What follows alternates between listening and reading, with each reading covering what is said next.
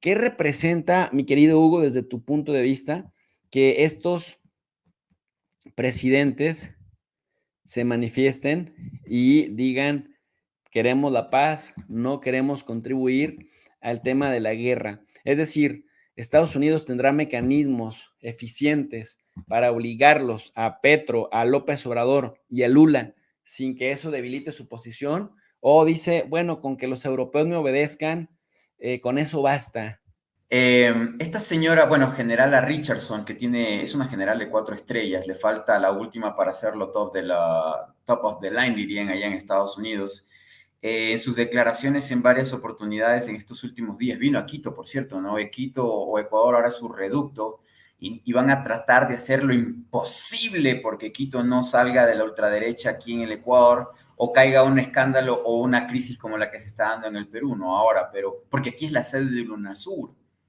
Aquí es donde se firmó un documento que espero lo puedan revisar, está en el internet, es UNASUR y la proyección del Consejo de Seguridad Suramericano.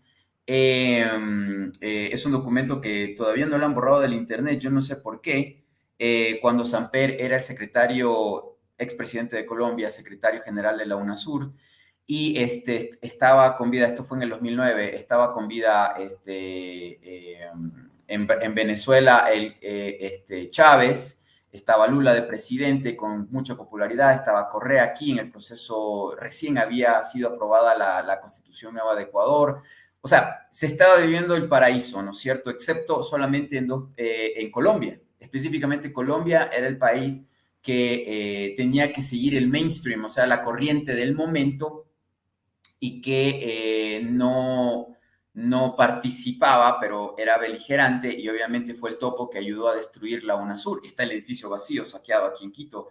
El Comando Sur le dijo a Lenín Moreno que tenían que destruir o desbaratar el edificio, pero como es patrimonio del Ecuador, el edificio de la UNASUR y de Sudamérica, hubieron problemas legales para que Lenín Moreno derrocara el edificio de la UNASUR. No lo logró hacer porque la prefectura de Pichincha se fue a juicio, aquí las gobernaciones son prefecturas, se fue a juicio y siguen en juicio, ¿no? Y bueno, como Lazo está de presidente, no se puede retomar todas estas reuniones de la UNASUR que deberían ser ya dadas. Me imagino que en los próximos días y semanas, gobiernos de Brasil, el gobierno de Colombia, algún otro gobierno de la región. En Perú se está luchando, no se puede saber qué es lo que puede pasar en esta misma noche, pero me refiero a que varios gobiernos exigirían la retoma de su edificio, porque ese edificio no es Quito, o sea, no es de Ecuador, ese edificio es de Sudamérica.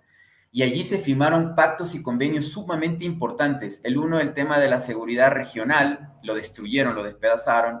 Y Petro lo dijo también en Argentina, cuando le entrevistó una reportera, le dijo: ¿usted cree que lo que hay que hacer es que Colombia siga con el tema de ser el socio estratégico de la OTAN? Y él dijo: no, yo lo que creo es que debe haber una alianza estratégica de seguridad de la región. O sea, Petro participaba como oyente en aquellos tiempos cuando era alcalde de Bogotá y todo lo demás en el tema de la UNASUR, cuando se dieron las reuniones en Bogotá también de la UNASUR. Él sabe todo este trabajo que se viene haciendo y cómo fue que fue desmantelado y destruido, ¿no? Por Estados Unidos. Luego, o por este plan Cóndor 2.0, que era lo que iban realmente. Había el tema de la moneda común que se llamó Sucre, todos fueron perseguidos, algunos fueron asesinados, otros están exiliados en México. El caso de varios ecuatorianos que participaron en aquello están exiliados en México, si no estarían aquí en una cárcel, o desaparecidos. El caso de Correa, se involucró, la CIA mandó muchos papeleos desde esa Pasquín Semana y otros medios de comunicación de aquí de Ecuador, el Universo, Ecoavisa, etcétera, diciendo que el Sucre solamente servía para lavado de activos. Entonces, no quiere el Comando Sur que exija que surja una moneda común, no quiere, y peor aún, no lo tenían en el mapa en aquella época a México o a Centroamérica. Ellos llaman a todo, desde México hasta la Patagonia, le llaman el hemisferio occidental, que es, yo no entiendo muy bien esos comentarios de esta señora, bueno, de todo Estados Unidos y de su manera de ver la geografía, pero más allá de aquello, el trabajo ya se hizo antes, ya se lo estaba tratando de implementar, y lo que dice Gustavo Petro, que sean vinculantes, existían los documentos firmados de cada uno de los presidentes y sus cancilleres para que sean vinculantes. Eso lo exigió Mujica, porque también fue parte de todo este tema Mujica. Y lo que dice Petro, y Petro ha tomado mucho la batuta, porque no estuvo el presidente de México, que también es muy ecuánimo y muy claro en sus planteamientos. Fue Petro el que más habló sobre la situación de que si firmamos papeles, no debemos depender de que de repente gana la derecha y todo se va al piso. Deberíamos ser como la Unión Europea en ese sentido, que aunque hay gobiernos de derecha, hay gobiernos de centro y también hay gobiernos de izquierda, nadie pretende destruir la Unión Europea. O sea, gana Meloni en Italia, entonces Meloni se sale de la Unión Europea. Lo hizo el Reino Unido, pero le está costando muelas, años de juicios, de complicaciones, porque hay papeles firmados y no se pueden salir así nomás. Hay mucho dinero de por medio, y etcétera, etcétera. Entonces, en el caso de América del Sur, la UNASUR ya hizo un trabajo muy fuerte y que se quiso destruir. Eso se debe retomar. Lo está tratando de tomar la CELAC, lo que significaría algo incluso más amplio que solamente el tema de la UNASUR o de involucrar al Mercosur, porque existía el Merconorte, lo destruyeron para tener la UNASUR. El Mercosur siguió existiendo, pero se planteaba disolver todos estos temas, incluso la CAN, la Comunidad Andina de Naciones. Miren toda esa cantidad de países. O sea, estamos hablando, ahí sí, no, y tampoco concuerdo con Gustavo Petro del 8% de la población. Si hablas solo de Sudamérica, es más del 10%. Juntando a México y a Centroamérica, estamos hablando de más de 800 millones. La misma Richardson dice en sus estudios, en lo que ella dice, son como 850 millones. 850 millones, y eso es peligroso, porque ellos son solamente ella, que es Richardson, de origen escandinavo, ese apellido, hijo de Ricardo, esa es la traducción en castellano, es blanca, es rubia, ojo y azul, porque es nórdica, de países escandinavos. He trabajado con gente de apellido Richardson, me han contado su historia mucho. Venían en estos barcos por ser evangélicos. Entonces, el tema es, ella menciona y dice que somos un peligro porque somos muchos. Tenemos muchos recursos naturales y obviamente lo que ellos tienen que hacer es dividirnos, separarnos. Esa reunión de la CELAC es algo aún más peligroso y beligerante que la UNASUR, que solamente eran los 10 países de América del Sur, sin contar con las Guyanas, que son territorios todavía franceses y británicos. Entonces, si tanto problema hicieron porque 10 paisitos, como dicen en el Uruguay, a los países pequeños como Ecuador, Uruguay o Paraguay, estos paisitos se unieron, ¿cómo no se va a sentir preocupado Estados Unidos de que ya se junta ahí México, se juntan todos los países de Centroamérica, un país potente y gigantesco como Brasil, el litio de Centroamérica podría, del centro de América del Sur, quiero referirme, podría El tranquilamente. triángulo de litio. Exactamente, podría tranquilamente sustentar esa moneda con el litio, como se llame, Sur, Celaco, no sé. El de América del Sur se llamaba Sucre. Sistema Unitario, bueno, son siglas. Y también obviamente había un componente ahí del mariscal Antonio José de Sucre, ¿no? Que fue el que peleó hasta más allá del Alto Perú, que ahora es Bolivia, y venció a los españoles, y casi por el Tratado de Paz entre Bolívar y San Martín, Sucre hubiese avanzado tranquilamente hasta la Antártida, pero esa moneda, en honor a Antonio José de Sucre, asesinado por los que traicionaron a Bolívar y también a Sucre, llamaron de esa manera esa moneda. La destruyeron, se acabó ese proceso y obviamente Lula lo primero que tiene en lista es obviamente esto de la moneda, y ha de haber otras cosas en agenda, por ejemplo, trabajar en conjunto contra los medios chayoteros, la desinformación, la manipulación mediática. Eso debe tenerlo Lula en la agenda también, porque él quiere ir contra el imperio. Lo dijo en su entrevista, en su diálogo con Correa, cuando Correa tenía un espacio de entrevistas, de diálogos, en Russia Today. Al ser cercano, al ser admirado, al tener cierta afinidad con Vladimir Putin, le daba para vivir con eso. Después, por los juicios y todo lo demás, Rusia tuvo que despedirlo.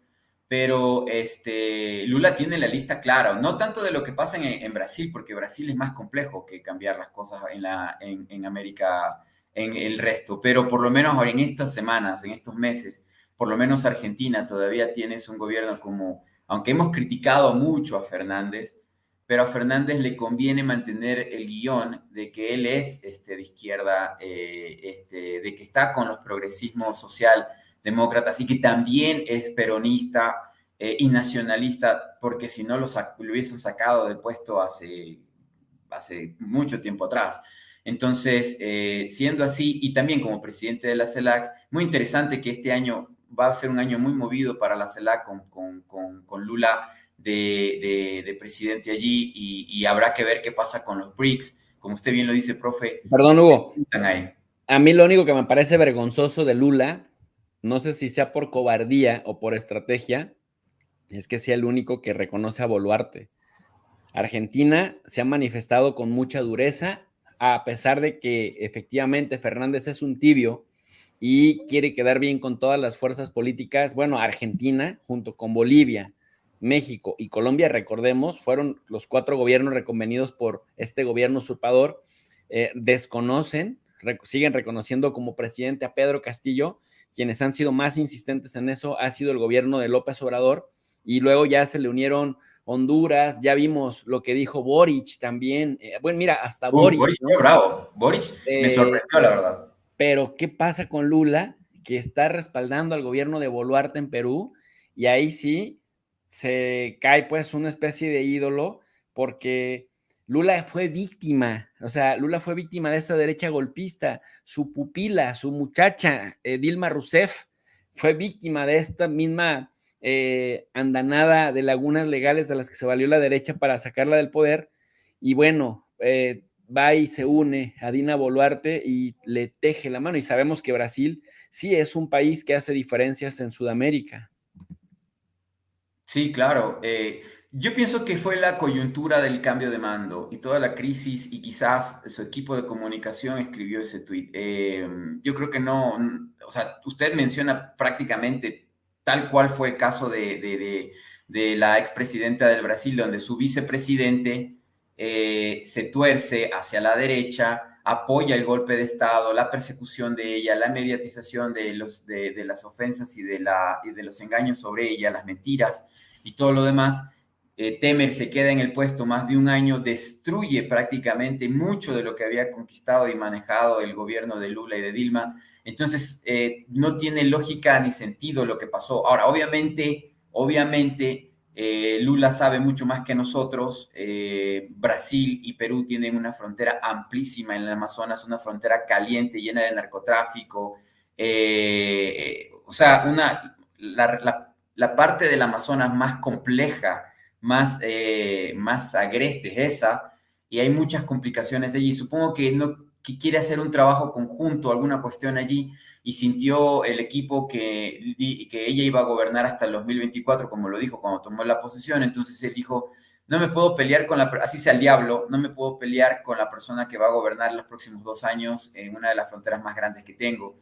Quizás por allí lo cubro, tal vez por ahí pudo venir el inconveniente, pero obviamente eso se va a cambiar, eso se va a trastocar porque cada día, cada momento se complica más la posición unilateral de los generales del ejército que pusieron a esta mujer en el cargo y que incluso hay rumores, se dice, de que no le impiden renunciar, más allá de que haya pruebas o falsedades respecto a aquello. El día de hoy, el equipo de comunicación de Boluarte mencionó de la tregua, lo cual ya te indica a ti que hay negociaciones para que la señora salga ya del puesto, y lo único que están haciendo es ganar algo de momento, de tiempo, para poder, como hizo Abdalá Bucaram en Ecuador cuando lo sacaron.